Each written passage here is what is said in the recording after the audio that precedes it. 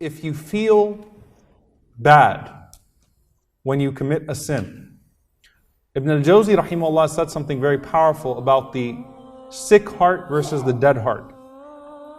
He said that if you feel bad when you commit a sin, then know that that's a sign that your heart is still alive.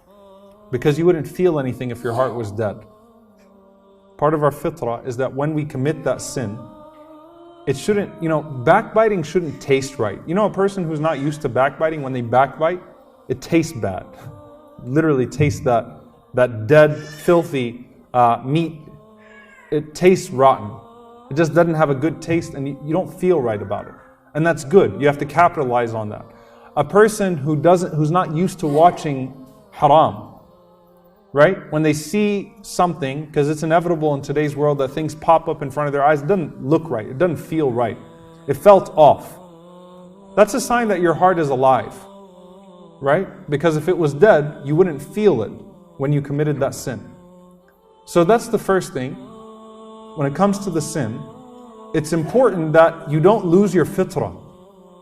And don't let sins become so normalized in your life just because they become normalized in other people's lives. Don't let it become normalized in your life because it's become normalized in everybody else's life around you. And the second thing here about a sick heart, so that's how you know that your dead heart to sick heart to healthy heart. Ibn al-Jawzi rahimahullah said, the sick heart cannot taste the sweetness of its ibadat, just like when a person is sick, they don't taste the flavor of their food.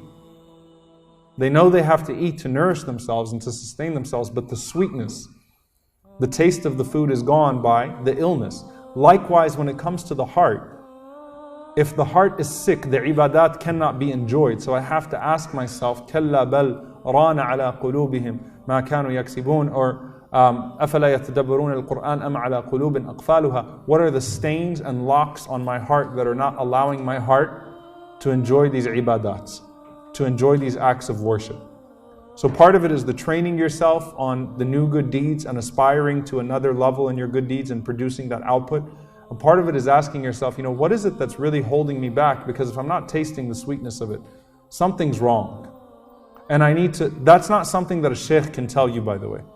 You don't have a priest that you can go to, or a sheikh that you can go to diagnose you.